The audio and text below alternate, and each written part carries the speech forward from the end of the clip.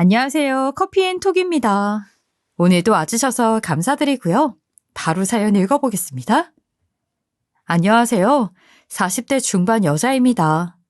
날이 점점 추워지고 있는데 따뜻한 저희 집 방에 누워있으면 이런 게 사는 행복이라는 생각을 해요. 저는 어릴 적에 보일러가 잘 들어오지 않는 집에 살았었거든요. 보일러가 들어오다 말다 하는 집이라 운이 좋은 날은 따뜻하게 잘 수 있었고 그렇지 못한 날은 밤새 덜덜거리는 생활을 했었답니다. 그러다 보니 겨울이 다가오면 올해는 운이 좋은 날이 많아야 할 텐데 하는 생각을 했던 날이 많았네요. 형편상 보다 나은 집으로 이사를 가는 것은 무리였거든요. 저희 부모님 또한 추운 날 밖에서 일하는 직업을 가지고 계셨기에 군말 없이 지내야 했어요. 보고 자란 게 있다 보니 어릴 적부터 빨리 돈을 벌고 싶다는 생각을 무척이나 강했어요. 그래서 저는 고등학교를 졸업하자마자 곧장 취업의 길로 들어서게 되었답니다. 고등학교를 졸업하고 제가 할 수 있는 일은 총무나 격리 같은 일들밖에 없더라고요. 사원수가 5명밖에 되지 않은 작은 회사에 들어가서 사무 보조 역할을 했는데 저한테 주어진 일이니만큼 정말 열심히 했어요. 야근 수당도 없이 야근하는 날이 많은 회사였지만 이곳에서 잘리고 싶지 않은 마음에 성실하게 일했어요. 매일 야근하는 거 힘들지 않아? 그러지 말고 지금이라도 공부해서 대학을 가는 건 어때? 엄마는 네가 무리해서라도 공부를 이어갔으면 좋겠는데. 에이, 내가 원해서 하는 건데 뭐. 엄마, 난 이렇게 사는 게 정말 좋아. 내 걱정하지 않아도 돼. 20살의 어린 나이에 매일같이 9시, 10시에 퇴근하는 일이 뭐 좋았겠어요. 어른이 되면 그냥 돈 벌기 위해 하기 싫어도 꾹 참고 해야 한다고 배웠기에 그저 묵묵히 제 할 일을 할 뿐이었답니다. 그렇게 5년의 시간이 지났어요. 회사도 그 사이에 많은 성장을 이루었고 성장한 만큼 제게도 좋은 기회가 주어질 것이라 철석같이 믿고 있었어요. 하지만 저의 기대와는 달리 근면 성실하게 근무한 저에게 돌아온 것은 권고사직이었답니다. 저를 갑자기 왜 자른다고 하시는 거예요? 저 이 회사에서 바닥부터 지금까지 죽어라 일했어요. 그게 사장님 짓이라 나도 할 말이 없어. 우리 좋게 끝내자. 이유는 단 하나였어요. 제가 고졸이기 때문에 학벌이 더 좋은 사람을 채용하라는 윗선의 지시가 있었다는 겁니다. 이렇게 일하면서 사는 것이 무슨 의미가 있나 하는 생각에 무척이나 많이 울었어요. 울지 않으려고 노력해도 눈물샘이 고장난 것처럼 멈춰지지 않더라고요. 그렇게 퇴사를 하고 앞으로 무얼 하면서 살아야 하는지 진지한 고민을 하고 있었답니다. 오랜만에 만난 제 친구가 저에게 이런 말을 해주더라고요. 너 예전에 요리 전공하고 싶다고 했었잖아. 대학도 늦지 않긴 했는데 네가 당장 취업을 해야 한다고 하니까 요리를 배울 수 있는 식당으로 취업하는 건 어때? 잊고 지냈던 저의 꿈과 다시 만나게 되었어요. 저는 원래 조리 전공으로 대학을 가고 싶어 했었거든요. 이렇게 된 마당에 다시 원래의 꿈을 한번 이뤄보자는 생각을 하게 되었죠. 그렇게 저는 양식을 배우고 싶어서 프렌치 레스토랑에 취업을 하게 되었어요. 아무것도 모르는 초보였지만 설거지부터 시작하겠다는 각오로 들어가게 되었답니다. 주방 일은 사무직이랑 완전히 다른 영역이더라고요. 하루 12시간 넘게 서서 근무하는 것이 보통 일은 아니었죠. 다리가 퉁퉁 부어서 가라앉을 날이 없었어요. 하지만 조금씩 제가 할 수 있는 일이 늘어나는 것만큼 행복한 것이 없었어요. 제 성실함을 좋게 봐주신 셰프님께서 점점 저에게 맡겨주시는 역할이 늘어나고 있었거든요. 남자들만 잔뜩 있는 주방에서 일하는 게 쉽지는 않지? 아니에요. 제가 하고 싶어서 하는 건데요. 배우는 게 많아지니까 더 열심히 하고 싶어져요. 저는 매일같이 가장 먼저 출근해서 가장 늦게 퇴근하면서 지냈어요. 그러던 어느 날이었어요. 평소 말이 많지 않은 선배가 저와 같은 시간에 출근을 하신 거예요. 평소에 과묵하시고 할 일만 묵묵히 하시는 분이라 조금은 어려운 분이셨거든요. 선배님, 오늘은 일찍 나오셨네요? 아침에 눈이 일찍 떠져서 그냥 지금 나왔어. 넌 항상 이 시간에 나오나 봐? 막내인데 열심히 해야죠. 그런데 그날 이후로도 선배는 항상 저와 같은 시간에 출근하셔서 제게 바나나 우유를 한 잔씩 건네시더라고요. 어느 순간부터는 출근길에 선배를 빨리 만나고 싶다는 생각이 들었답니다. 저도 모르는 사이 점점 빠져들고 있었던 거였죠. 그러다 그가 먼저 저에게 고백을 해왔고 저희는 가게에서 비밀 연애를 하게 되었어요. 난생 처음 느껴보는 감정들이었어요. 무뚝뚝하고 무서운 줄만 알았던 선배가 제게 보여주는 다정함은 그에게 반하지 않고는 배길 수가 없었죠. 그렇게 3년의 연애를 이어갔고 결국 저희는 결혼에 꼴이 나게 되었답니다. 우리 정말 남들처럼 알콩달콩 잘 살아보자.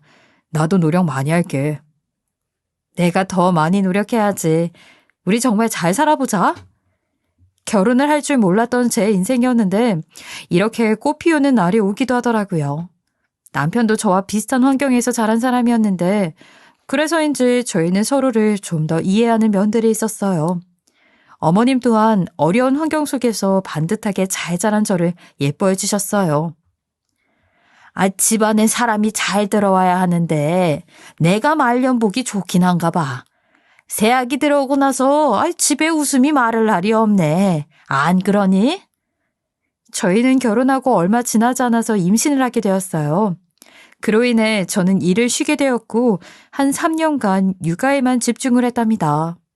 그 이후 복직을 언제 할지 생각하고 있던 차에 너무나도 감사하게 어머님께서 아이를 돌봐주신다고 하셔서 수월하게 복직을 할 수 있게 되었어요. 어머님 정말 감사해요. 어머님 덕분에 빨리 복직하게 됐어요. 젊은 애들 먹고 사는 거 팍팍한 건 나도 잘하는데 내가 도울 건 도와야지. 그리고 우리 은하 같은 애는 내가 10명이라도 볼 수 있겠어. 얼마나 순하니. 어머님은 말씀도 참 듣기 좋게 해주시는 분이었어요. 몇 해가 흘렀고 저희 딸은 벌써 초등학교에 들어갔어요. 모두가 행복하고 평범한 시간들을 보내고 있었죠. 하지만 어머님께 근심이 없었던 건 아니었어요. 아직 결혼하지 못한 도련님 때문에 걱정이 많으셨답니다. 둘째는 언제 자리 잡고 살려나 모르겠다. 저렇게 일만 하고 살 게 아니라 제작을 만나야 할 텐데. 도련님은 일찍이 사업을 시작해서 남들이 봤을 때는 성공했다 싶을 만큼 사회적으로 자리를 잡은 분이셨거든요. 하지만 아직까지 혼자 지내고 계셔서 어머님과 저희 부부에게는 좀 아픈 손가락 같은 분이었어요. 그러던 어느 날 도련님께서 깜짝 발표를 하는 겁니다. 사실 저 요즘 만나는 사람 있어요. 정말요? 어떤 사람이에요? 어머님은 알고 계셔요? 아시면 엄청 좋아하시겠네요. 그러게 언제 뒤에서 그렇게 만남을 가지고 있었던 거야? 도련님의 소식에 유달리 좋을 수밖에 없었던 이유가 있었어요. 도련님께서는 몇 년 전에 이혼을 하면서 남모를 아픔을 홀로 삭히고 있었거든요. 도련님의 아픔에 저와 남편도 함께 힘들어하는 시간이 길었답니다. 그런 이유 때문에 도련님의 연애 소식은 더할 나위 없는 기쁜 일이었어요. 어쩐지 요즘 얼굴이 피었다 싶었어요. 무슨 일 있나 했더니 역시나 여자였네요. 그랬어요? 그게 티가 나나? 기분이 좋은 듯 배시시 웃는 걸 보니 연애 사업이 잘 되어가고 있는 모양이었죠. 남편은 언제 날 잡고 얼굴을 보여달라고 하니 주섬주섬 핸드폰을 꺼내들더라고요. 안 그래도 형이랑 형수님한테 먼저 보여드리려고 이야기 꺼낸 거예요. 형수님, 사진 한번 보실래요? 핸드폰 속에 환하게 웃고 있는 두 사람의 사진을 보여주는데 한눈에 봐도 어리고 생기 넘치는 얼굴을 하고 있더라고요. 세상에나 이런 미인을 그동안 자랑 안 하고 어떻게 버티셨어요? 엄청 예쁘죠? 하는 건 또 얼마나 더 예쁜데요. 도련님이 저렇게 좋아하는 걸 얼마 만에 봤나 모르겠더라고요. 저희는 그렇게 빠른 시일 안에 날짜를 잡고 만나기로 했어요. 그렇게 예비 동서가 될 분을 만나게 되었는데 사진보다 실물이 훨씬 더 예쁘더라고요. 도련님이 사진을 보여주셔서 보긴 했는데 사진이 실물을 절대 다 담지 못하는 것 같아요. 실물이 훨씬 예쁘시네요. 예쁘게 봐주셔서 제가 더 감사하죠. 오늘 화장이 잘 먹었나? 오빠, 나 오늘 어때? 제 칭찬에 수줍어하면서 얼굴을 붉히는 모습이 참 싱그러워 보이더라고요. 나이를 물어보니 저보다 10살이나 어린 겁니다. 어려 보이긴 했지만 그 정도로 어릴 줄은 몰랐는데 말이죠. 근데 혜수 씨는 무슨 일을 하세요? 모르는 사람이 보면 연예인이라고 해도 믿을 것 같아요. 아, 가찬이세요. 저는 무용학과를 졸업해서 지금은 아이들 무용 가르치는 일을 하고 있어요. 어쩐지 날씬하더라니. 너무 잘 어울리는 일을 하고 계시네요. 무용을 했다는 걸 보니 집도 어지간히 잘 살고 있구나 싶었어요. 남편은 이런저런 걱정이 됐는지 도련님의 이혼 사실에 대해 괜찮은지 물었어요. 아무래도 재혼이다 보니 좀 더 신중해야 하기도 하고 상대방의 의견도 중요하니까요. 그런데 제 동생이 이혼했던 거는 괜찮으세요? 아무래도 혜수 씨는 초혼이실 테니까 가족된 입장에서는 걱정스러운 마음도 있거든요. 아, 걱정하실 수 있다고 생각해요. 근데 그건 이미 오빠랑 전부 얘기 끝났어요. 저는 오빠가 재혼이건 뭐건 별 상관 없거든요. 요즘 세상에 그런 게 어디 뭐 흠이 되나요? 도련님의 과거에 대해서도 아주 쿨하게 생각하고 있더라고요. 정말 더할 나위 없는 색식감을 잡았구나 생각했어요. 그렇게 두 사람은 속전속결로 결혼 준비를 하더니 6개월이 채 되지 않아서 결국 살림을 합치게 되었어요. 어머님은 둘째 며느리를 얼마나 예뻐하셨는지 몰라요. 큰아가, 나 이제 죽어도 여한이 없을 것 같아. 우리 막내 저렇게 웃는 걸 얼마 만에 보는지 모르겠다. 안 그러니? 맞아요, 어머님. 서방님이 얼마나 좋으면 저럴까 싶어요. 둘째가 집에서 곱게만 자란 애라서 뭘 잘 모르는 것 같더라. 큰아기 네가 맏며느리로서 네 동서를 잘 좀 알려줘. 알려주면 곧 자랄 아이긴 하니까. 알겠지? 그럼 너만 믿는다. 그러게요, 어머님. 다른 걱정은 이제 내려놓으세요. 집안의 식구가 잘 들어와야 하는 것은 정말 사실인 게 동서가 들어오고 나서 집안 분위기가 확 살아나는 것 같더라고요. 동서는 항상 좋은 옷에 비싼 가방만 들고 다녔는데 부족함 없이 자란 티가 뚝뚝 흘렀어요. 어쩜 저렇게 구김살이 없는 건지 부러운 기분이 들었어요. 나도 저 나이에 저렇게 돈 걱정 없이 예쁜 것만 걸치고 다녀봤으면 얼마나 좋았을까 하는 생각이 들기도 했답니다. 뭐 사람마다 타고난 복이라는 것이 다 다르니 그런 거지 하고 말았어요. 하지만 동서는 시간이 갈수록 조금씩 변해가는 게 느껴졌어요. 처음엔 싹싹하고 참하게 자라더니 어느 순간부터는 은연중에 저를 무시하는 말을 서슴지 않더라고요. 한 번은 제가 임신 계획이 있는지 물은 적이 있어요. 요즘은 아기 없이 부부끼리만 사는 사람들도 많은 것 같은데 동서네는 아기 계획이 있어? 저도 처음엔 오빠 나이가 있고 하니까 결혼하자마자 아이부터 가질 생각하고 있었는데 형님 보니까 도저히 무서워서 못하겠어요. 우리 은하 정도면 손 많이 안 간 편이야. 다른 애들 보면 정말 말도 못해. 난 진짜 은하 편하게 키웠어. 아무래도 이제 초등학생이 된 우리 딸을 보면 워낙 활발하고 에너지가 넘치니 저런 아이를 감당할 수 있을까 하는 생각이 들어서 무섭다고 하는 것 같아 보였죠. 그런데 동서가 이러는 겁니다. 그게 은하 때문이 아니라 형님 보면 무서워서요. 내가 왜? 여자는 죽을 때까지 예뻐야 한다는 사명이라는 게 있잖아요. 왜 주변에 보면 임신하고 출산하면서 이전 몸으로 돌아오지 못한 사람들 많다고 하잖아요. 형님 체그를 보면 여자로서의 목숨은 끝난 것 같아 보이시거든요. 더군다나 저는 무용하는 사람이라 몸매가 너무 중요한 일이어서 아이는 진짜 못 낳겠다 싶어요. 살찌는 것만큼 무서운 게 또 없거든요. 저 말은 그냥 너같이 뚱뚱해지기 싫다는 말이잖아요. 너무 어이가 없었어요. 저는 동서에게 한마디 했어요. 동서, 그게 무슨 말이야. 사람 면전해놓고 할 말은 아니지. 그리고 우리 남편은 내가 어떤 모습이건 다 좋다고 해주는 사람이야. 동서도 참, 그 이쁜 입으로 모난 말을 하기야?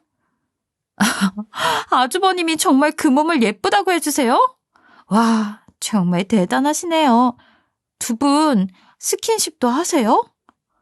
듣기에 너무 거북하고 황당한 말을 하는 겁니다. 제가 한 소리 더 하려고 하니 자리를 뜨면서 저만 들리게끔 작은 소리로 말을 하더라고요. 아주버님이 생각보다 비위가 좋으신가 보네. 원래 저런 사람이었나 싶었어요. 너무 화가 나서 남편에게 그날 있었던 일을 이야기해 주었어요. 여보, 나 진짜 너무 황당해서. 내가 그렇게 살이 많이 쪘어? 재수 씨 진짜 이상한 사람이네. 형님한테 그런 말 하는 사람이 어딨어? 한평생 다이어트 하느라 고생한 사람이라 그런 걸 거야. 너무 상심하지 마. 내가 당신이 어떤 모습이든 상관없다는데 왜 남의 말을 얻는 거야? 그래도 남편이 제 편을 들어주니 마음이 조금 풀리는 기분이었어요.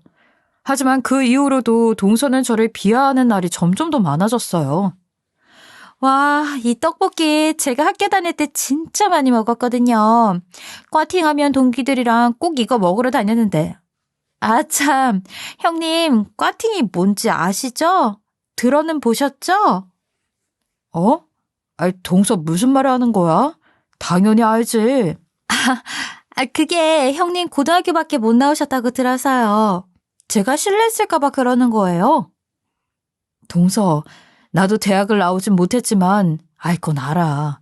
그런 배려는 해주지 않아도 돼? 저런 식으로 번번이 은근슬쩍 사람 속을 긁는 겁니다. 그러다 지난번 명절 때였어요.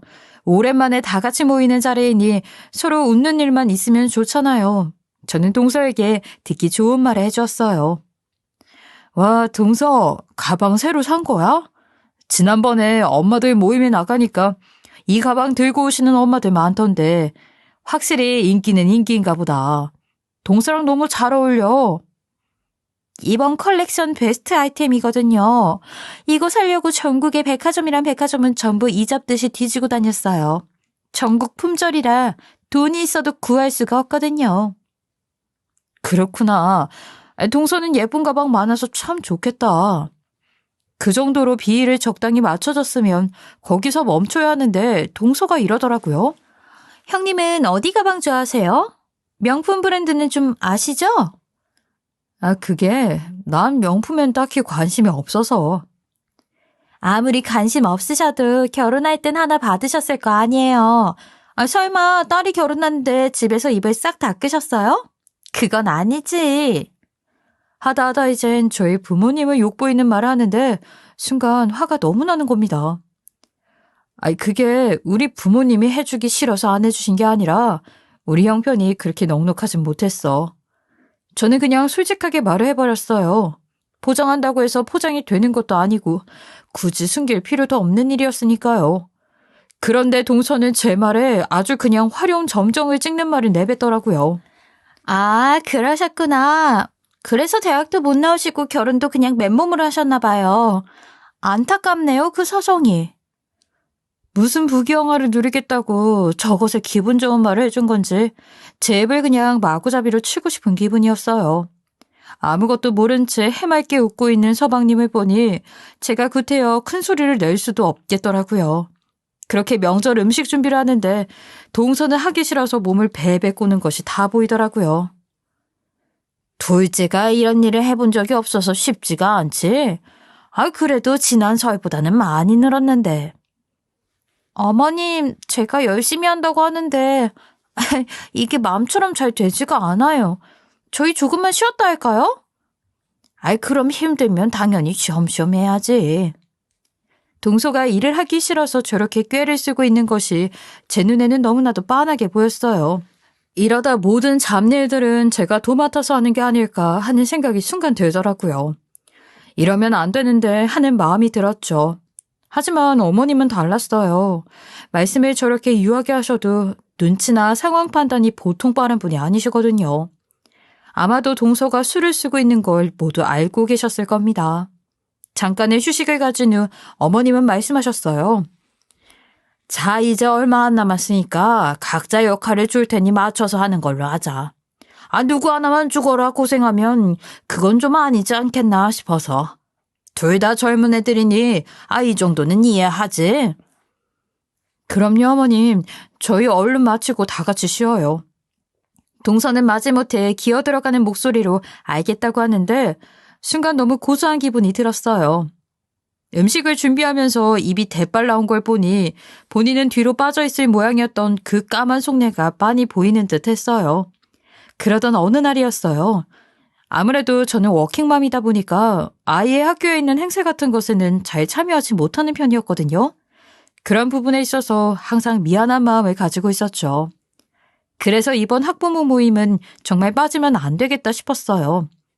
엄마들 사이에 끼는 일은 쉽지 않지만 그래도 아이를 위해서 저 또한 노력을 해야 하는 목이었거든요. 지난번에 학부모 모임을 한번 나가보니 요즘 엄마들은 다들 좋은 옷에 비싼 가방들을 하나씩 걸치고 나오더라고요.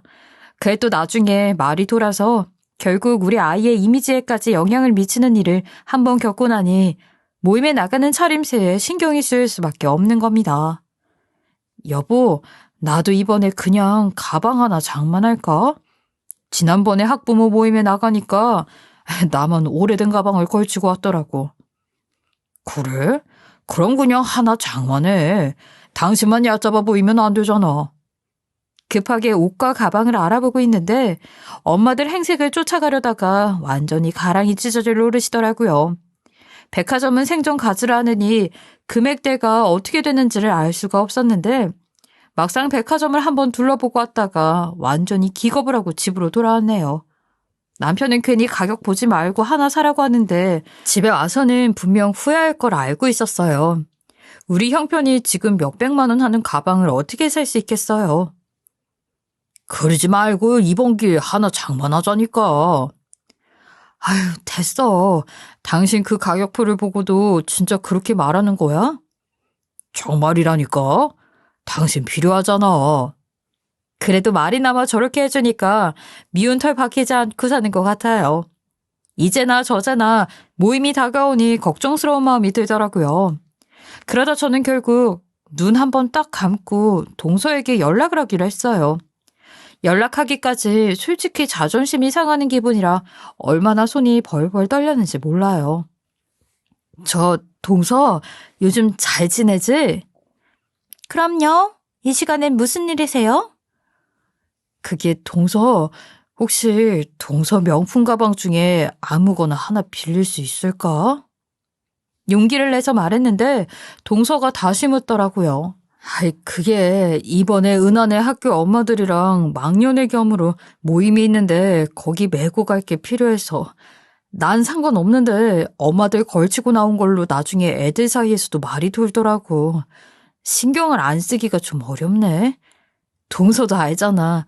우리 형편에 내가 명품 가방 사는 건 무리 있다는 거. 전부 솔직하게 털어놓으니 창피하기도 하면서 거절을 당하면 어쩌나 하는 생각이 들더라고요. 그런데 동서는 너무 흔쾌하게 말하는 겁니다. 그럼요, 형님. 가족 좋다는 게 뭐겠어요? 다 이럴 때 돕고 가는 게 가족 아니겠어요? 시간 날 때 저희 집으로 오셔서 원하는 걸로 골라가세요. 기왕이면 형님이 원하는 걸로 들고 가야 기분 살지 않겠어요?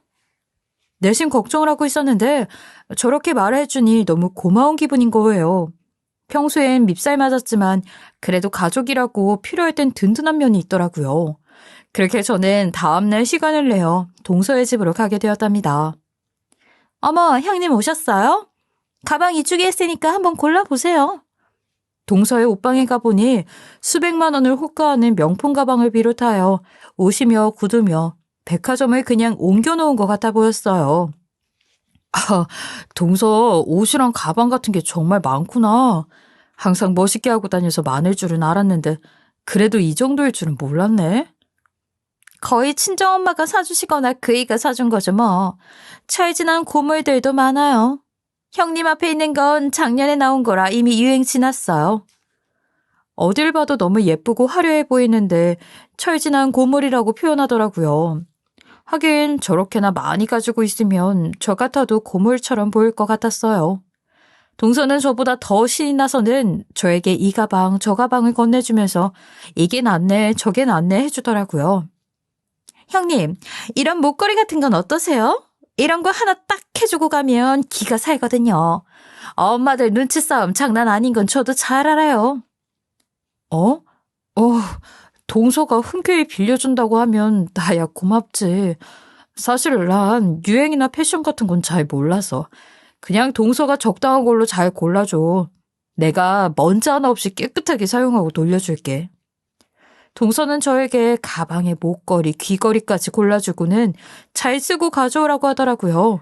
덕분에 저는 학부모 모임에서 오래간만에 어깨에 힘이 실려 보았네요. 사용한 것들을 돌려주려고 동서에게 갔어요. 동서, 정말 고마워. 엄마들이 다들 나한테 구하고 싶어도 못 구하는 걸 가지고 있다면서 부럽다고 하는데 속으로 조금 쑥스럽더라고. 덕분에 좋은 시간 보내고 왔어.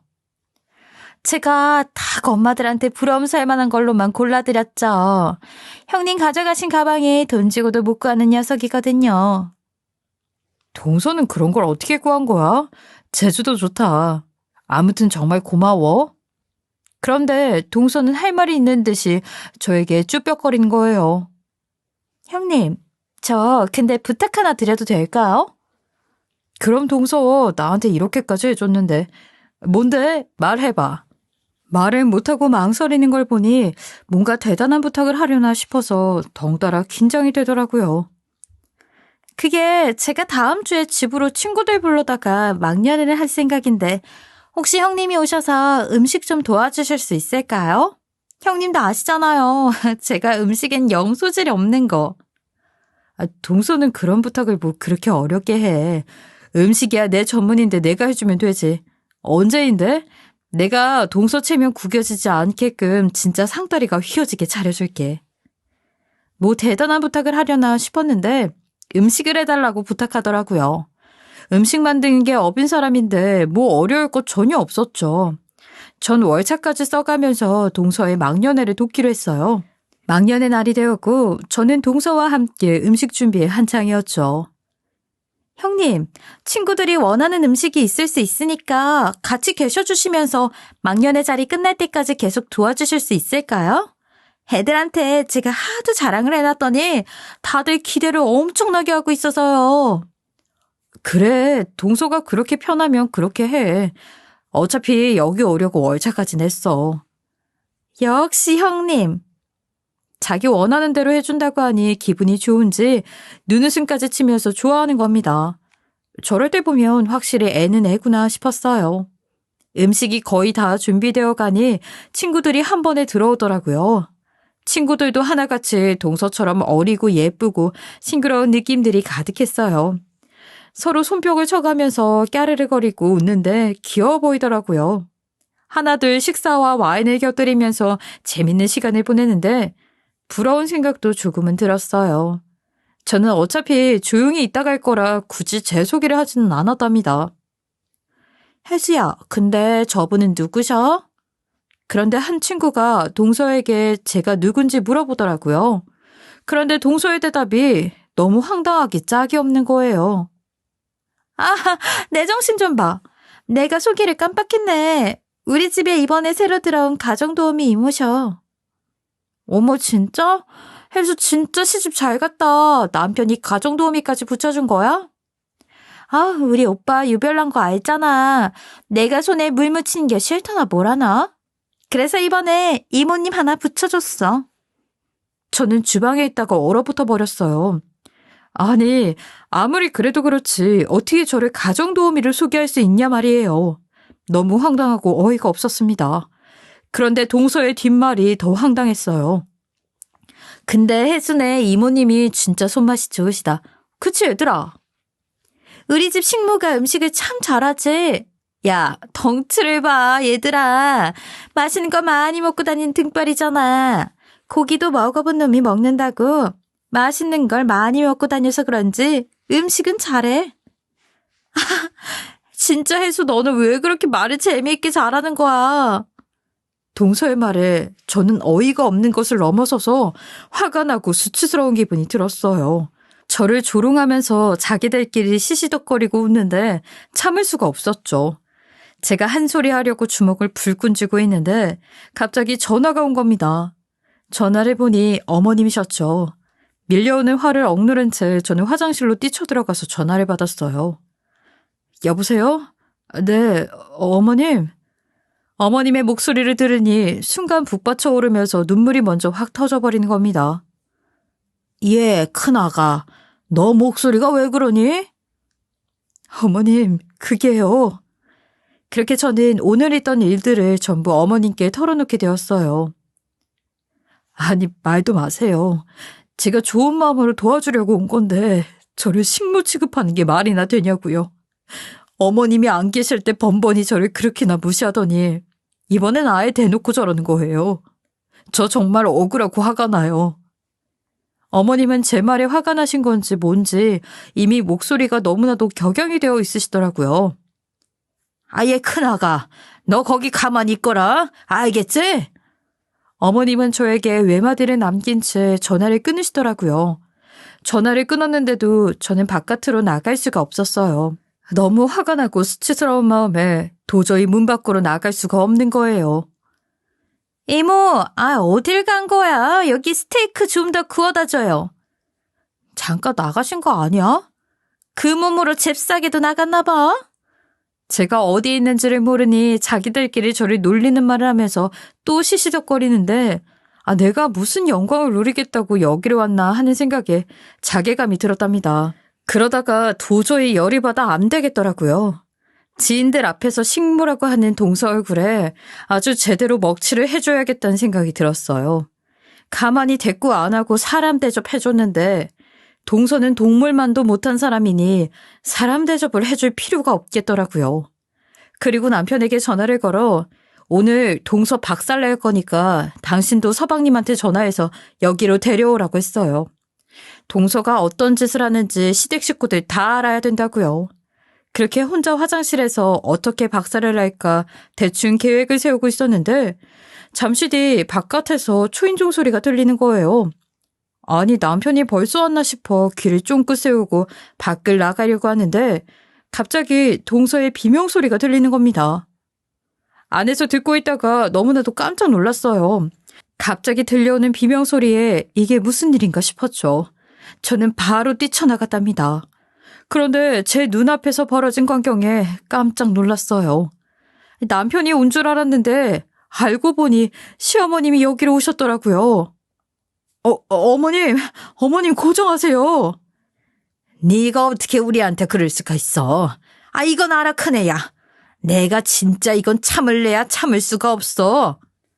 어머님은 이미 완전히 화가 날 대로 나신 상태셨어요. 이게 무슨 일인가 싶었죠. 네가 우리 집에 들어와서 도대체 몇 사람을 괴롭히는 거야? 아니 입이 있으면 말을 해봐. 네 남편 등골 빼먹는 것도 모자라서 어디 손이청님을 식모 취급해? 네가 그러고도 사람이야? 이거 놓고 말하세요. 다 큰 어른이 이렇게 머리채를 잡는 게 어디 있어요. 어머님은 동서의 머리채를 잡고 흔들면서 망년의 현장은 완전히 아비규환이 되었어요. 동서의 친구들도 어머님을 말리고 난리가 났어요. 아니 왜 이러시는 건데요? 이걸 놓고 말씀하세요. 저리 가지 못해. 어디서 남의 집 일에 끼어들고 있어? 그걸 지켜보는 친구들 중에서는 뒤에서 수근거리기도 하더라고요. 방금 들었어? 혜순의 집 도우미 이모님이 아니라 형님이래. 이게 무슨 일이야? 그러니까 말이야. 어쩐지 저분 아까부터 표정이 안 좋다 싶었어. 혜수 쟤는 진짜 아무리 잘 살아 보이고 싶어도 그렇지 어떻게 형님한테 식모 취급을 하냐? 그러니까 말이야.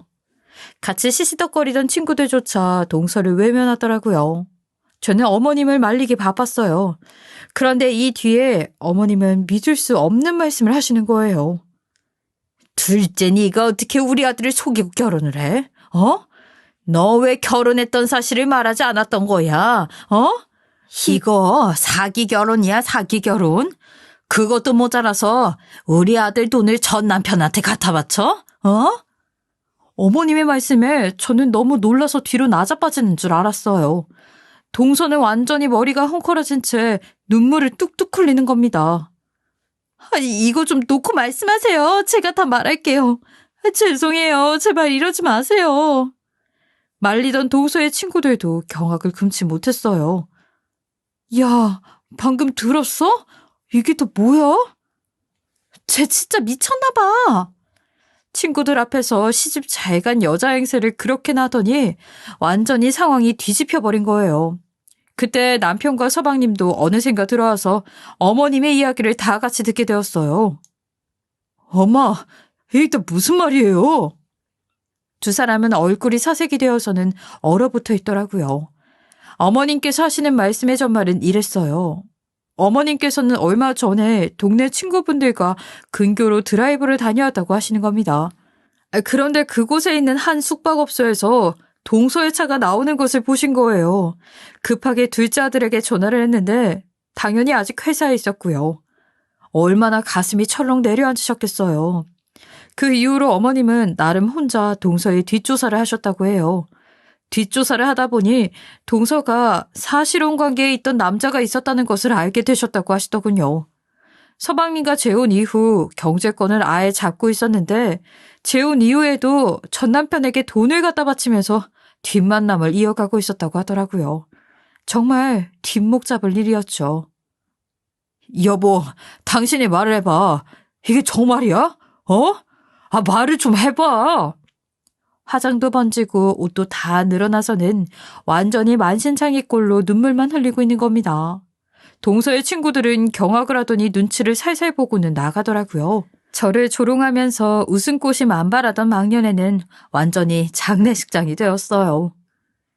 너 여기 있는 사람들 싹 다 속이고 거짓말한 것도 모자라서 아니 형님은 왜 못 살게 구는 건데? 양심이 있긴 하냐고. 형님 정말 죄송해요. 제가 그러려고 그런 게 아니라. 저는 동서의 말을 끊고 다그쳤어요. 동서, 친구들한테 시집 잘 간 사람처럼 보이고 싶은 마음은 알겠는데 그래도 이건 아니지. 동서가 생각해도 말이 안 되는 것 같지 않아? 아니 어떻게 내가 옆에 있는데 나한테 가정도움이라는 말을 할 수가 있는 거야? 그걸 듣는 내 기분은 어땠을지 생각이나 해봤어? 뭐? 여보, 지금 뭐라고 했어? 재수씨, 이건 정말 아니잖아요. 다들 죄송해요. 잘못했어요. 제가 이렇게 싹싹 빌게요. 제발 한 번만 용서해 주시면 안 될까요? 다들 화 풀리실 때까지 계속 무릎 꿇고 있을게요. 어디 이게 싹싹 빈다고 해결될 일인가요? 서방님은 화가 나서 자리를 뜨더라고요. 동서는 그런 서방님의 뒤를 따라서 서방님의 다리를 붙잡고 울고불고 난리가 난 겁니다. 사실 어머님은 물증이 확실해질 때까지 기다렸다가 증거들을 모아 서방님한테 이혼 소송하라고 내밀려고 했는데 동서가 저한테 말도 안 되는 갑질을 하는 통에 열이 받으셔서 그동안 혼자 알고 있던 걸 폭로하신 거죠. 오빠, 내가 정말 잘못했어. 진짜 미안해. 제발 한 번만 용서해주면 안 될까? 내가 다 해명할게. 제발. 네가 여기서 해명할 일이 뭐가 있는데? 나 속이고 초혼인 척한 거? 아니면 나랑 재혼하고도 뒤에서 바람 피운 거? 네가 뭘 어떻게 해명할 건데? 서방님 또한 화가 날 대로 났어요. 하긴 저 말을 듣고 어떤 사람이 정신줄을 잡고 있겠어요. 결국 완전히 파국이 되어버렸답니다. 그날 이후 서방님은 동서에게 정식적으로 이혼소송을 제기했어요. 어머님께서 동서의 뒷조사를 하는 과정에서 나온 불륜의 증거물들과 금품을 주고받은 기록들이 남아있으니 결과는 안 봐도 뻔했답니다. 동서를 상대로 합의금을 제시하니 다시 우는 소리를 하는 거예요.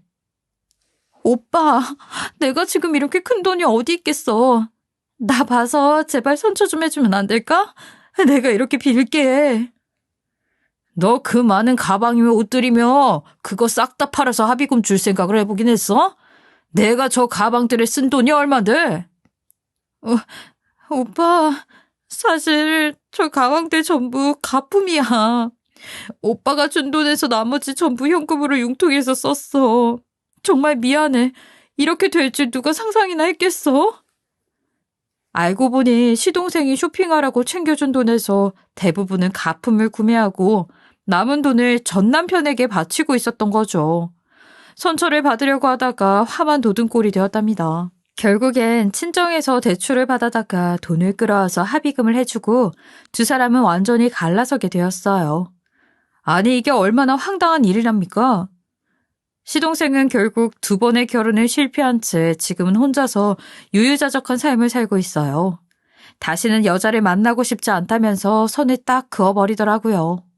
이전 동서는 강사로 일하던 학원에 소문이 쫙 퍼지면서 결국 직장 잃고 전 남편에게 갔다고 하더라고요. 하지만 전 남편도 그렇게 괜찮은 인물은 아니었나 봅니다. 사업한다고 나서다가 빚만 잔뜩 끌어안게 되었고 법적인 부부로 묶여있던 두 사람은 빚에 허덕이고 있다고 건너 듣게 되었어요. 백조같이 예쁘고 우아하던 이전 동서의 삶은 완전히 나락으로 떨어지게 되었죠. 어찌 보면 본인이 자초한 일이니 누굴 탓하겠어요. 오히려 아주 잘 됐다고 생각합니다. 지금은 시간이 좀 지나서 어떻게 살고 있는지 모르겠네요. 아마도 아직까지 빚을 갚느라 정신 못 차리고 살고 있겠죠? 왜 연예인들 보면 한 번의 실수로 완전히 추락하곤 하잖아요. 딱 그 꼴인 것 같아요. 친한 친구들한테도 창피해서 이런 이야기를 할 수가 없어서 이곳에 한번 털어놔 봤어요. 다들 저의 긴 이야기 들어주셔서 감사합니다. 지금까지 커피앤톡이었습니다. 오늘도 끝까지 함께 해주셔서 감사하고요. 다음 영상으로 또 찾아뵙겠습니다.